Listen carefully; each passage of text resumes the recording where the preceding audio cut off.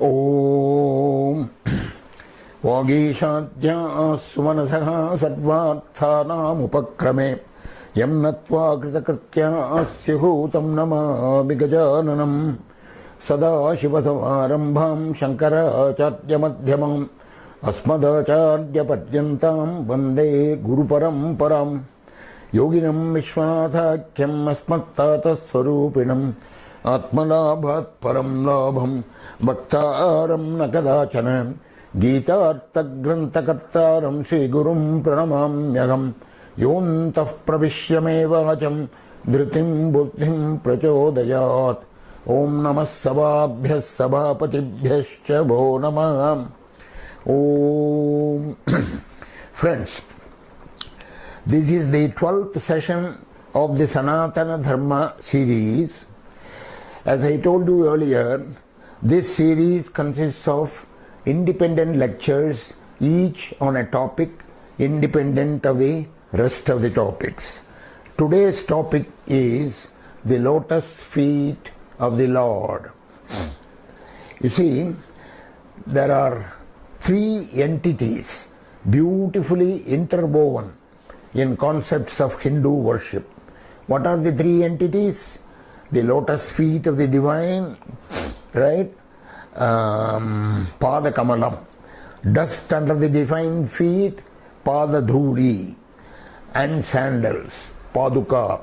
So the Pada Kamalam and the Pada Dhuli and the Paduka, these three are beautifully interwoven in various scriptural writings of Hindu worship.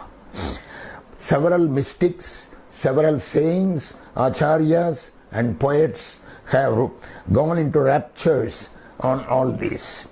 The divine feet constitute the ultimate solace for all sorrows. This time-honored thought runs through all scriptural literature in Hinduism. Nammalvar, the great Tamil saint of yore, starts the very first line of his Thiruvaimozhi. Thiruvaimozhi is considered as a Tamil Veda. This Thiruvaimozhi, by the words Uyarvara Uyarnalam Udayavan Yavan Avan, and the fourth line of the first stanza says Thuyarvaru Sudar Adi Thodudu Elu. That is the glowing feet of the Lord. It blasts off all the gloom and grief that occupy man's mind. So Thuyarvaru Sudar Adi, Thuyarvaru, it blasts off all the miseries of man.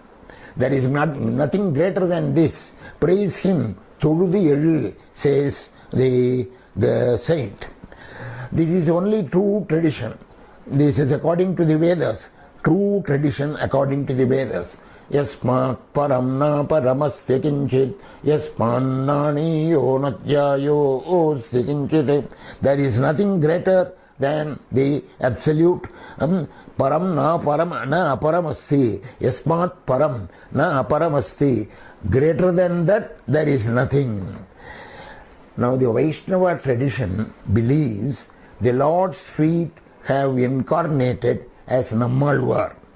You know, the vertical symbol borne by the Vaishnava people on the forehead, it is a symbol of the Lord's feet. The divine feet are ageless, it is faultless, they eradicate all our misdeeds. Charanam pavitram vitatam puradam yena putastarati durkritani. The pavitram charanam, the pure feet, divine feet of the age-old divine feet, yena putastarati durkritani. It eradicates all the misdeeds, all the sins of the singer. That is, this is the mantra with which we ritually wash the feet of elders and mystics. Now, we say the lotus feet of the divine, the lotus feet. Where does the lotus come from? Lotus flower is an ancient divine symbol. The unfolding petals of the lotus, they suggest the expansion of the soul. The growth, you see, the pure beauty, the growth of pure beauty from mud, it holds a benign spiritual promise. Brahma and Lakshmi. Brahma is the divinity of potence. Lakshmi is the divinity of health. Both have the lotus symbol associated with them exclusively. In Vamana, now again, you see, I am going to call out various ideas, concepts, incidents from the scriptures, all of them bearing on the glory, the greatness and the majesty of the divine feet. In Vamana Avataram, the Lord measured the whole universe with 2 steps. Therefore he is called Ulagalanda Perumal in Tamil. Perumal is the equivalent of the Sanskrit name Purushottama. Purushottama means the best, greatest, the most respected, right, person. So Perum all. Perum stands for the most respected, highest, etc. All is person. Ulagalanda Perumal. Ulag is world, Alanda is measured. He measured the whole world. So, the Vishnu Sahasranamam has 2 or 3 words which refer to this aspect of the Lord. Amita Vikramaha. Amita Vikramaha. One who has an unlimited span of stride. Amita means unlimited. Vikrama is the stride. Trivikramaha is also another name occurring in Vishnu Sahasranama. He spanned the 3 worlds by his strides. Right? There is a Vedic statement corresponding to this which means slightly different. Trini pada vichakrame.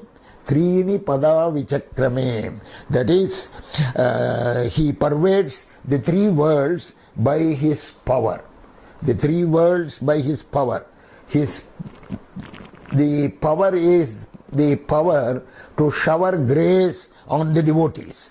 This power to shower grace is in his feet. Vishnu Sahasranam also has Mahakramo, Mahakarma, Mahatejo, Maharaga, Mahakrama, one with gigantic strides. The Taittiriya Upanishad therefore prays to Mahavishnu, may Vishnu, the Urukramaha, protect us. Shanno Vishnu Urukramaha. Shanno Vishnu Urukramaha. Urukramaha. Uru means broad, wide. Urukrama means the broad strides. The broad strides. In Rigveda, there are several suktas. One of them is called Vishnu Sukta. There it says, Trini pada vichakrame Vishnur gopa ada abhyaham tato dharmani dharayanne. Trini pada vichakrame, by 3 strides he measured the whole world. Vishnur gopa, he is the protector of all. He is invincible. Adabhyaha tato dharmani dharayan. By measuring like this, he protected the dharma. Of course, the reference here is to the Vamana Avatara of the Lord. Vishnu Sahasranama again has Chaturatma Chaturbhavas Chaturveda Videkapat. Chaturatma Chaturbhavaha Chaturveda Vite. These things, they are not relevant now to our context now. Ekapad. Ekapad means one foot. That is, he compressed the entire universe just in 1 foot of his. In 1 foot of his. Thus it glorifies further the greatness of the feet. Of course, this resonates with the famous Purusha Sukta. You know, Purusha Sukta is one of the most important passages in the Veda. It occurs in the Rig Veda. I can give you the reference, 10.8.90, Rig Veda. It also occurs in Taittiriya Aranyakam in the Yajurveda. Again I can give you the reference. 3rd Prashna, 12th Anuvaka. Taittiriya Aranyakam, Purusha Sukta. And what does it say there? Padosya Vishwabhutani Yetavanasya Mahimam Atochyayakam Shapurushakam Padosya Vishwabhutani Yetavanasya Mahima. You see, all this that you see,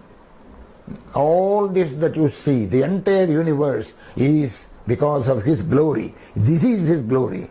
So don't say that you cannot see the Lord. The Lord is right in front of you. The universe is the Lord. But if you want the real glory of the Lord Himself, it is greater than this. The greatness of the universe that you see is certainly His own glory, but His glory by itself is greater than this. Padosya Vishwabhutani, all beings, Vishwabhutani, several beings, all the beings that you see, they have come from His feet. Pado, one foot. So this concept that the Lord pervades, permeates and generates the whole universe is the fountainhead concept of Hinduism. This is the concept that distinguishes it from every other religion. You see? And the Bhagavad Gita also echoes with it. So you can see that all the scriptures relevant to Hindu literature, all of them say the same thing. They say it in different words, with different emphasis, but there is only one thing that is said, one reality, one absolute, which is everywhere, which is what you see, and all that you see is nothing but that reality. Gita says, Vishtabhyaham idam Krishnam ekam shena stito jagate, in the 10th chapter. 42nd sloka. I have spanned the entire world, and this world is only one step for me. Ekam, one little fragment of me. Ekam shena sthite jagate. Well, we will go to various scriptures. I am reminded of the Lalita Sahasranam, where you have an interesting statement about the nails from the divine feet. Nails which come. Nakhadiditi sanchinna namajjanatamo guna. The bright rays from the nails. Nakhadiditi. Nakha is nail. Diditi, from those bright rays. Sanchinna, they destroy, they dispel. Namajjana tamo guna. Namajjana tamo guna. Those worship Namajjana, those who worship her. We are talking of Lalita, the goddess, mother goddess. So Namajjana tamo guna, those who worship her, their ignorance, the tamo guna, is dispelled by the bright rays that are coming from her feet.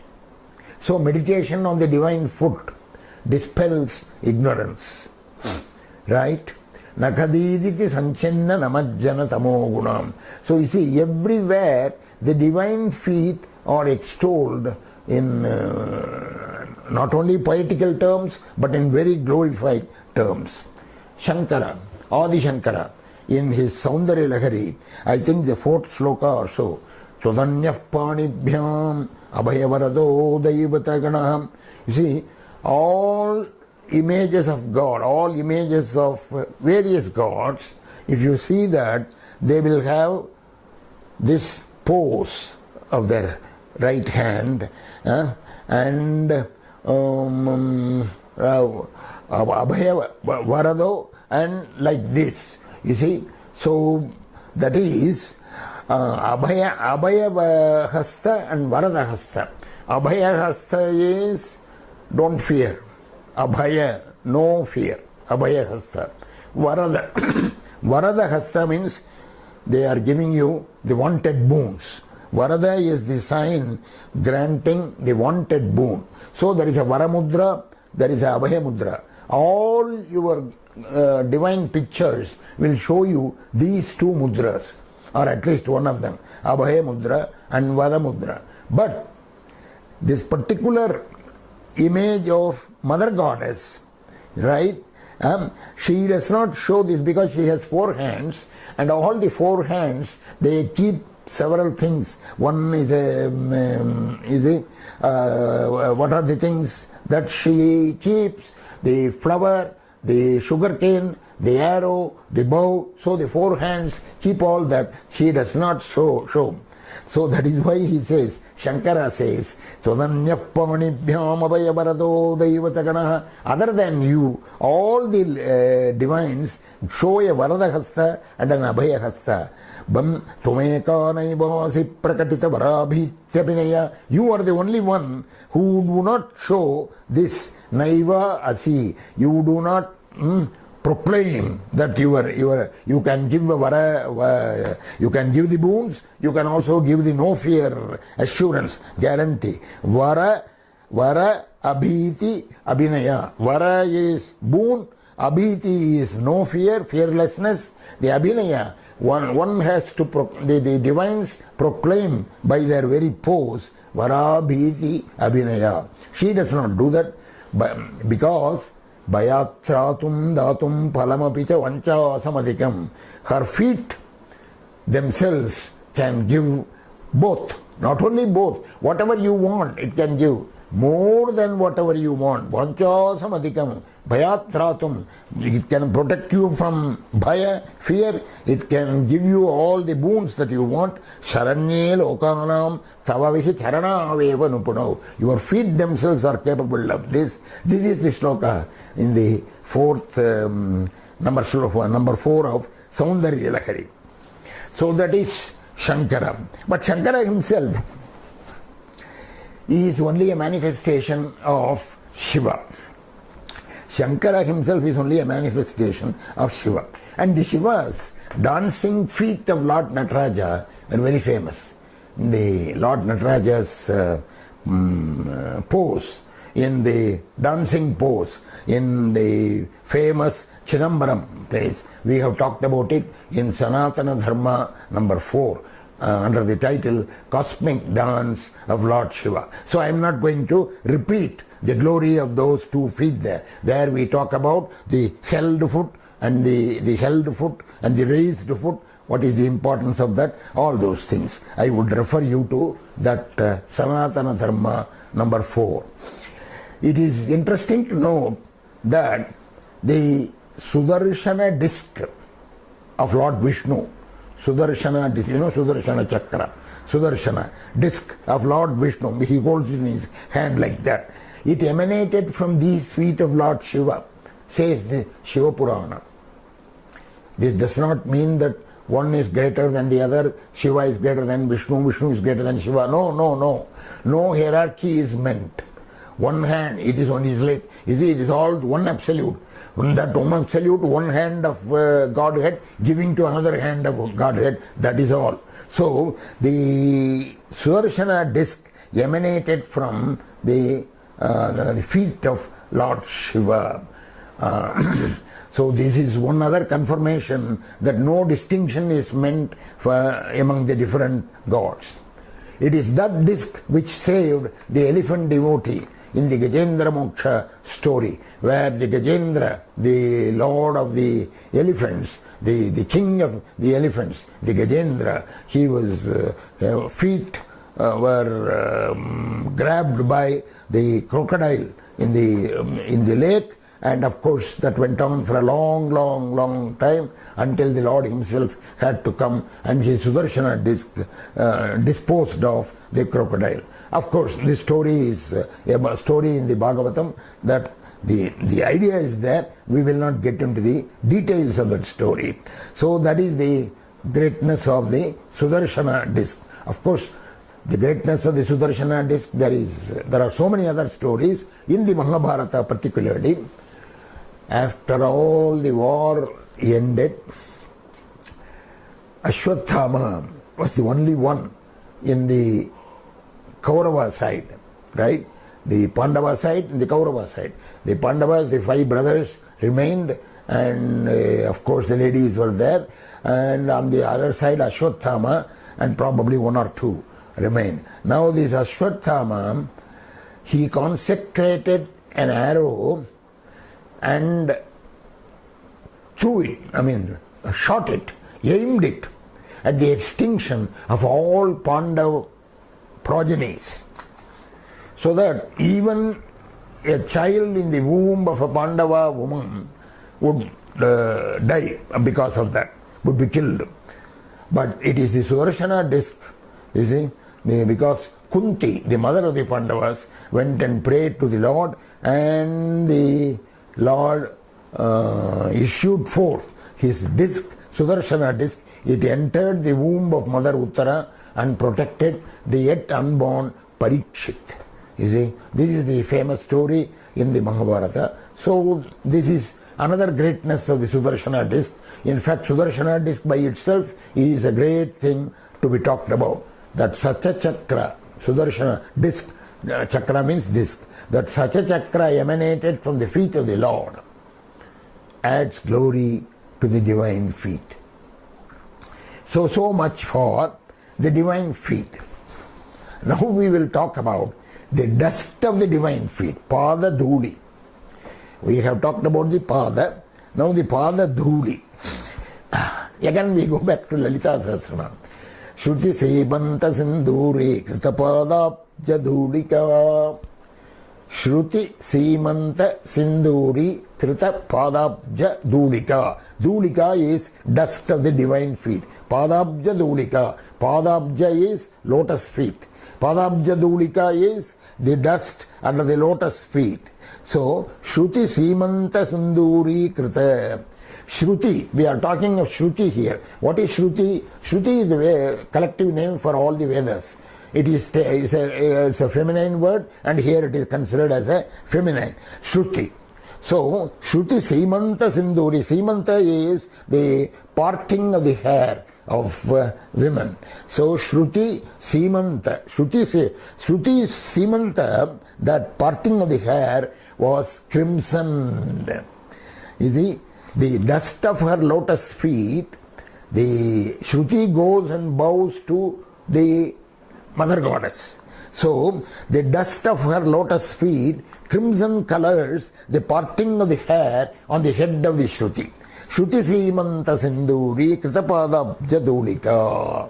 So, that shows, you see, you have to debate here whether Shruti is greater than the divine feet or the divine feet are greater than the Shruti. So, this could be an interesting debate. Anyway, so Shruti Simanta Sinduri Kritapadabja Dhulika. I will tell you more about the dust of the divine feet. In the second and third slokas of Saundarya Lahari, there is an important reference to the greatness of the dust of the divine feet. Taniyam sampamsum tavacharana pankerughabhavam virinchi sanchinvanne virachayate lokan avikalam vahatyenam shauri katamapi sagastrena shirasam. Brahma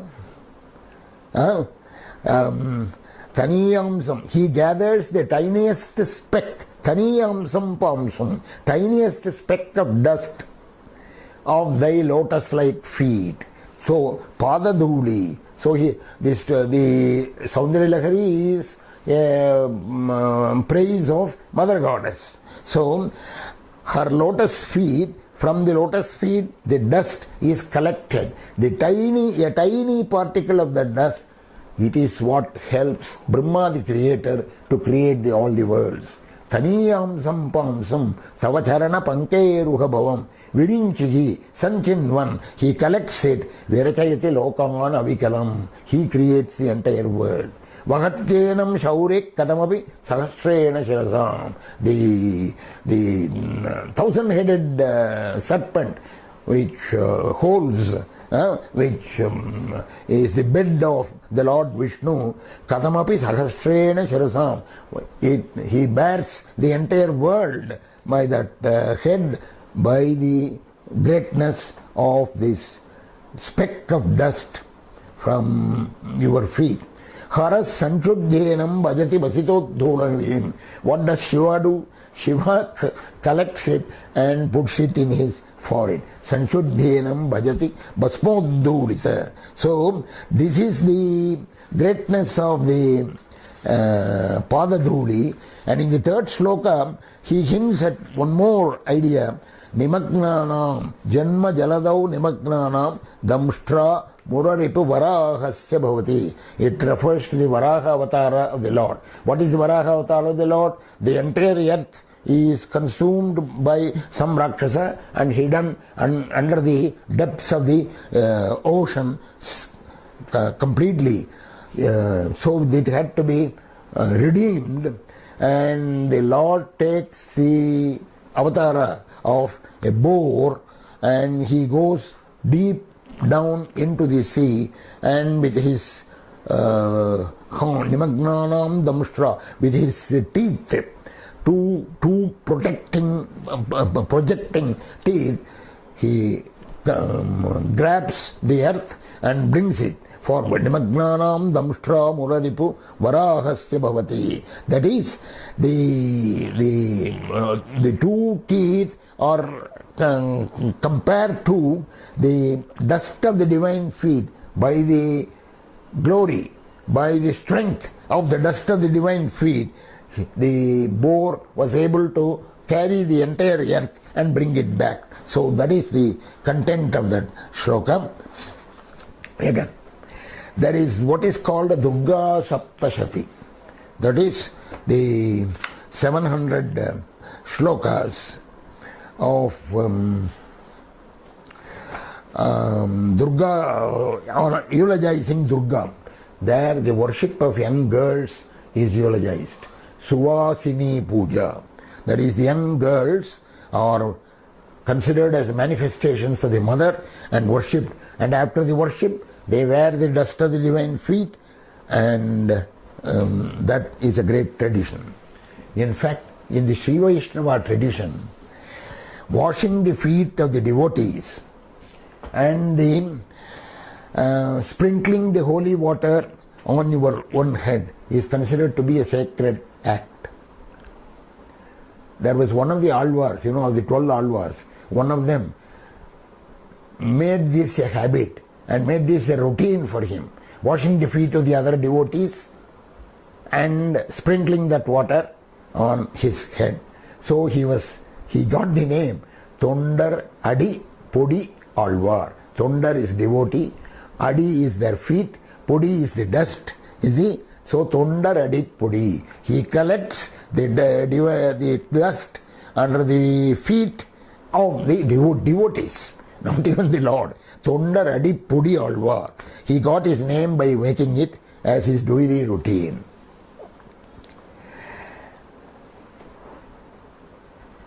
And you see, when was this? So I'm now going to talk about the Namaste posture. You see, in the Valmiki Ramayana, the great story about Bharata going to the forest and requesting Rama to come back to the kingdom and take back the kingdom, and Rama refusing to do so because he had given his word to his father. So he was going forward and he was going to remain in the forest for 14 years. But Bharata pleaded and pleaded but did not succeed. Finally, there was a kind of a compromise. Rama gave his sandals to Bharata, and Bharata received it as if that was the greatest thing that one could obtain. He put Rama's sandals on his head. This was the first time that such a thing happened. This actually, the Namaste posture is symbolic of this putting the sandals on the head of the devotee. That is the joining together of the two extremities. The head of the devotee and the feet of the Lord, they are joined. The feet of the Lord, the sandals under the feet of the Lord, that is put on the head. So the extremities, the joining together of the two extremities. When you do the namaste, the right hand is the right palm is the feet of the divine, and the left palm is the head of the devotee. So the joining together symbolizes this thing. Yes. In fact, Tulsi, the great Hindi poet, goes into raptures whenever he eulogizes this feet, divine feet of the Lord. The two sandals are the most perfect of princes, who is nothing but grace personified, or like two guardians of men's lives, he says. They are the two jewel boxes created for treasuring the gem of Bharata's exemplary devotion. They are the two syllables of the Taraka mantra, Rama. Charan Peet Karuna Nidhan ke, Janu Jug Jamik Praja Pran ke, Samput Bharat Sneh Ratan ke, Akar Jug Janu Jeev Jatan ke, Kul Kapat Kar Kushal Kar ke, Vimalanayan Seva Sudharma ke. That is, they are the two syllables of the Taraka mantra. They ferry humanity across the ocean of samsara. The two divine hands which enable man to accomplish all noble thoughts. They are the two greats of decoration for the entire mansion of the Raghu dynasty. They are the two eyes of light dispelling the darkness of ignorance by showing the path of dharma. Right?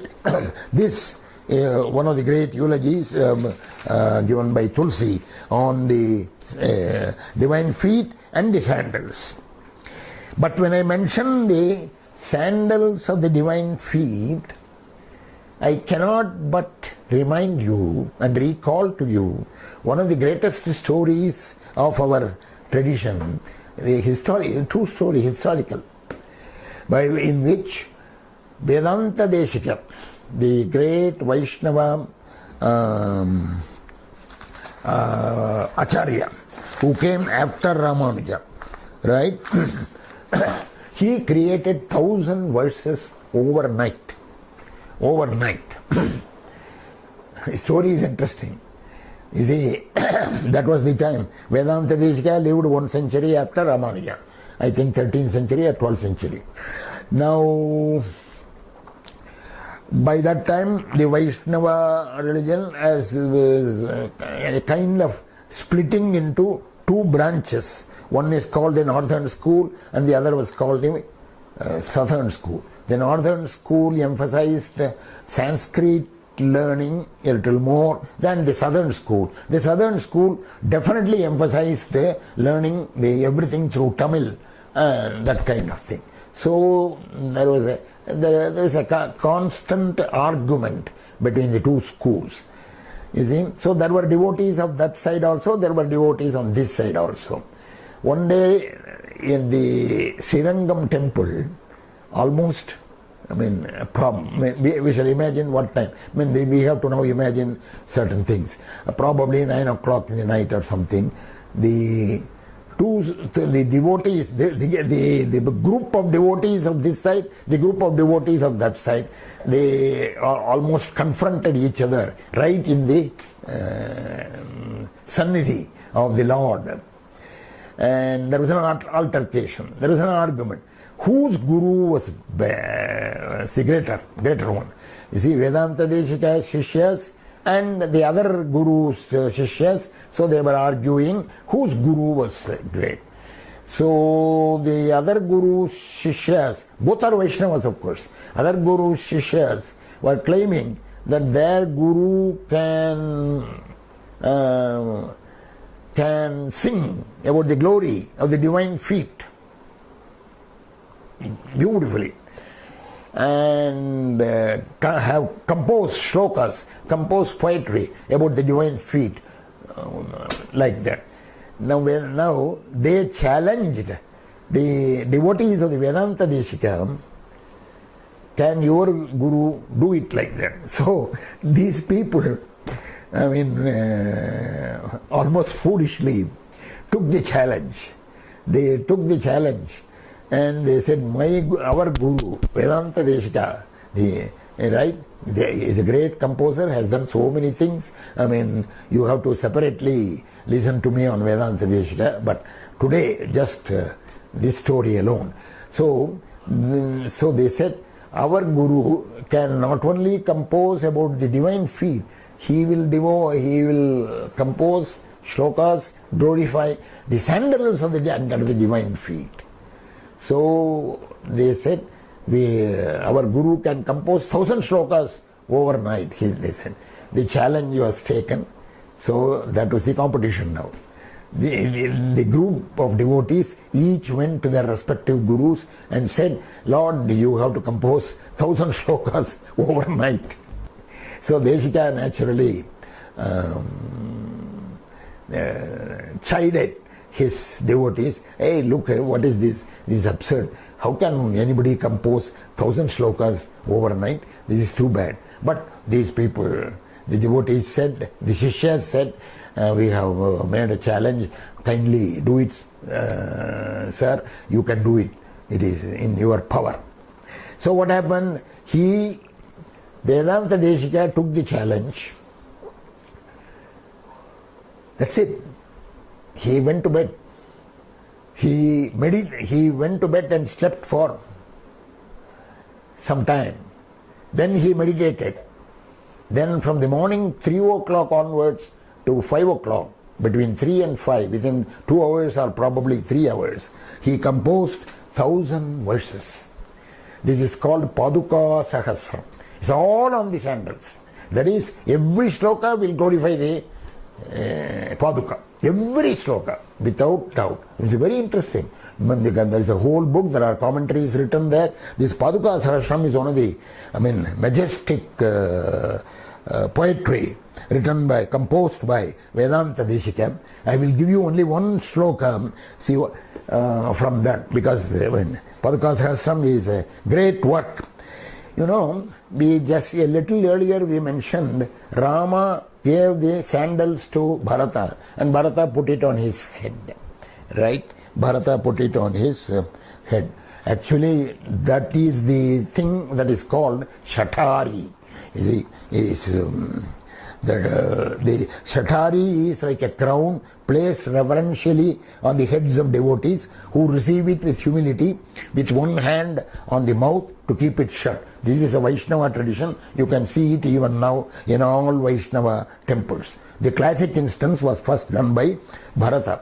Valmiki Shloka says simply, Adiroha Aryapadabhyam Paduke Heba Bhushite Yete hi sarvalokasya yogakshepam vidhasyataham sodhiruhya naravyagraha paduke vyavamuchya prayachat sumahatejaham bharataya mahatmane. I have written it in English here, that is why the reading is difficult. You have to read it from English, Sanskrit from English. So what does it say? It is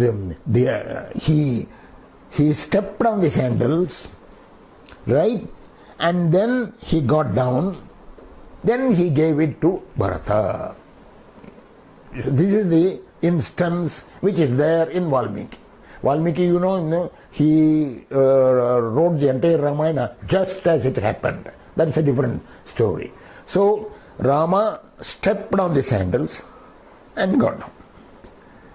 Now, what is the meaning of this? How would you interpret this action of Rama? How will you interpret it? Naturally, we interpret it the following way. That is, Rama had a great spiritual force, certainly, the Lord himself. So, Bharata wanted the sandals for him to take back to Ayodhya and keep it as his treasure. So, Rama probably consecrated the sandals by stepping on that. So the spiritual force was given to the sandals by Lord Rama. This is what anybody would be able to interpret that action of Rama. This is what Vedanta Deshika also interprets in Shloka 113 of his 1000 shlokas. 113 of this 1000 slokas. But 3 slokas later, he explains the way of the divine act.